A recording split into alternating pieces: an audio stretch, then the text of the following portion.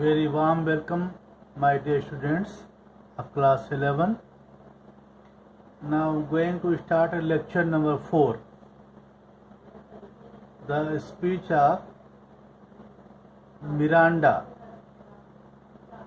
You know that Act 1, Scene 2 is going on.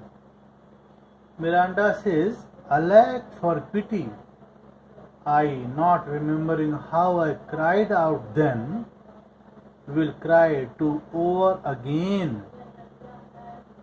It is a hint that rings mine eyes to it. Miranda says, "Alas, how pitiful, as I do not remember how I cried then." At that time, when we became the victim of treachery, when we driven out from the kingdom, from the dukedom, how I cried then. At that time, when I was 3 years old, I would cry in that way again. I wish I would cry in that way again. It is an event that forces me to shed tears. It is an event that forces me, compels me to shed tears. Prospero says, "Hear a little further, and then I'll bring thee to the present business which now is upon us, without the which this story were most impertinent." Listen, Prospero says, listen to a little more to what I tell you, and then I will come to the matter with which we have to deal. Without that, my story would be irrelevant.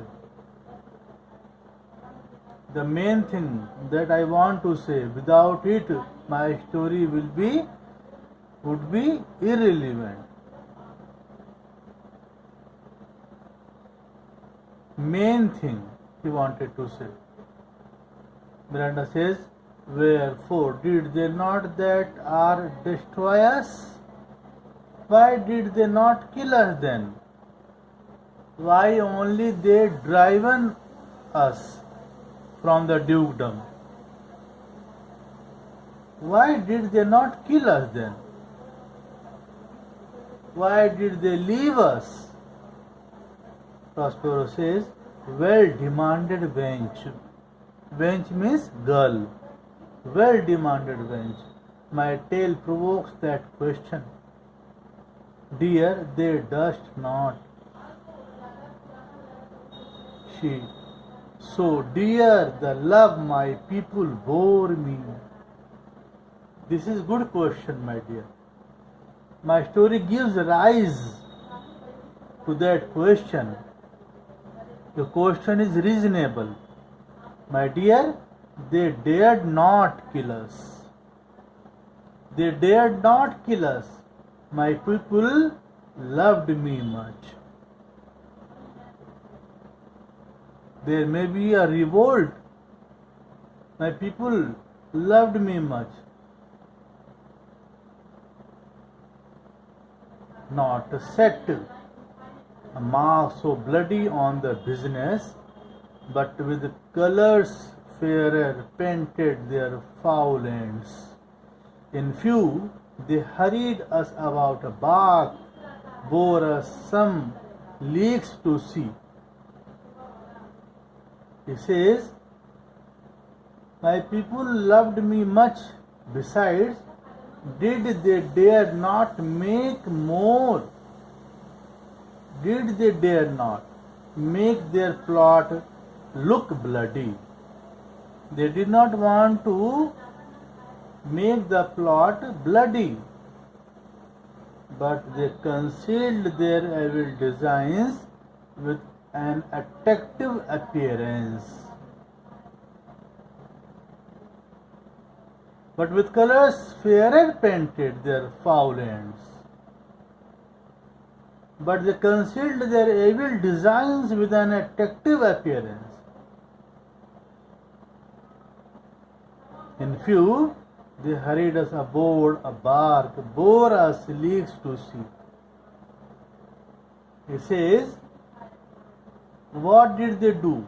To be brief, they speedily put us into a boat and took us several miles away over the sea. They put us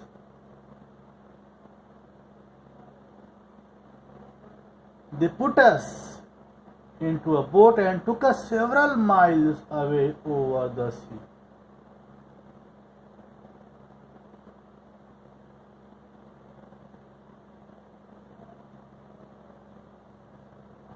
And what was the condition of the boat? Where they prepared a rotten carcass of a butt, not rigged, nor tackle, sail, nor mast. The very rats instinctively have quit it. What was the condition of the boat in which they were put? He says that they specially put us into a boat and took us several miles.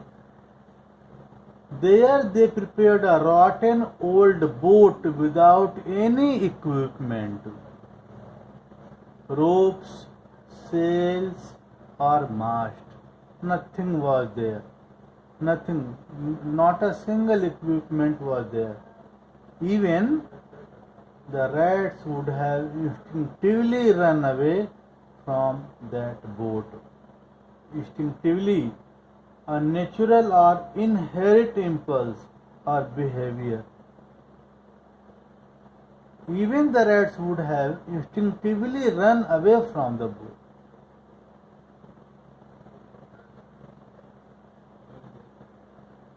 There they hoist us to cry to the sea that roared to us, to sigh to the winds whose pity sighing back again did us but loving wrong. They put us on that boat. They put us on that boat. We could only cry out to the ocean which roared back at us, and we could only sigh to the winds which sighed back in sympathy. Thus, whatever harm the ocean did to us was done out of love for us. Miranda says, "Alack, what trouble was I then to you? Alas, what a trouble I must have been to you at that time. What a trouble I must have been to you at that time when I was accompanying you."